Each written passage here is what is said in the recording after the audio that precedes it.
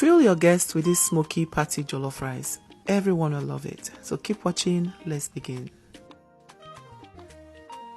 First, you want to prepare the pepper mix. Clean everything up, remove the seed from the peppers. It can make your sauce bitter, and then cut them up like this. You can roast in the oven or simply boil, and once the water is dry like this, your pepper mix is set. The meat stock is important, so cook your protein of choice. I'm using chicken. Add your onion, some thyme, you can use dry thyme, garlic and ginger, some seasoning and salt. Mix this well and then cover to steam for about 15 to 20 minutes. I'm working with hard chicken, so it takes time to cook. 20 minutes later, you can now add some water and cook until the meat is tender. Once the meat is cooked, separate the meat from the stock and pass the stock through a sieve. We need it for our jollof rice. Today's special hug is for Animat Jubril, watching from Kwara State in Nigeria. I'm glad you love the recipes. Please let me know where you're watching from so I can send you a hug in my next video. So next, I'm going to fry the meat in some oil.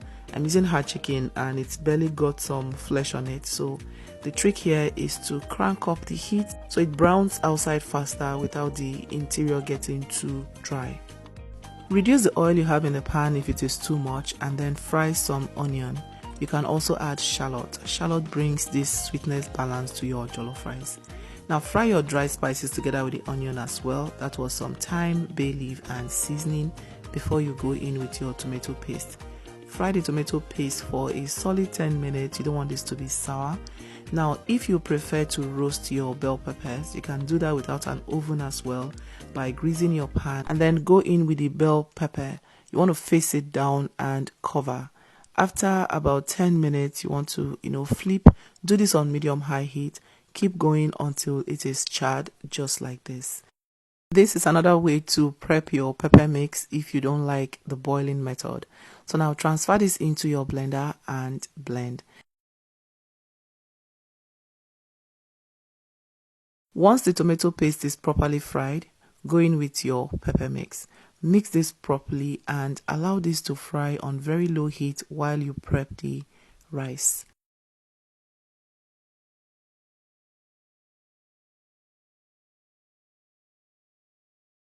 Add some rice into a bowl, go in with some hot water and let it soak for about 3 minutes.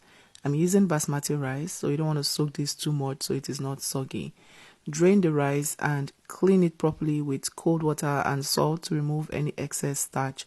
So whether you are using long grain parboiled rice or basmati rice, wash your rice properly to get rid of starch. You don't want to parboil your rice for jollof rice before cooking. No, it won't have enough time to absorb all of the sauce and smokiness. So introduce your rice, cook it for the first 10 minutes, come back, give it a good mix, and now you can adjust with seasoning if necessary. Stir this well, cover with some foil and let it do its thing. You need steam for your jollof rice, not water.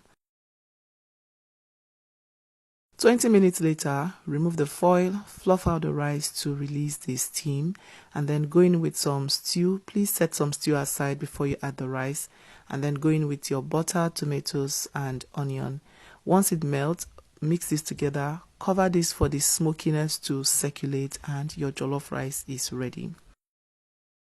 To make the coleslaw, you need some cabbage and carrot. With these two ingredients, your coleslaw is ready, but I like to go extra. I add some baked beans and eggs. You can also add corned beef if you prefer. Slice everything up, cut the cabbage as thin as you can, grate the carrot and layer them up in a bowl just like this. Start with the cabbage, the carrots, the baked beans, just like that until everything is done. Now transfer this into a refrigerator to cool down, and when it is time to serve, you can now go in with your mayonnaise and some apple. I like to do this when I'm having this by itself, but when I'm serving this with jollof rice, I serve plain with the rice. I hope you enjoy. Bye!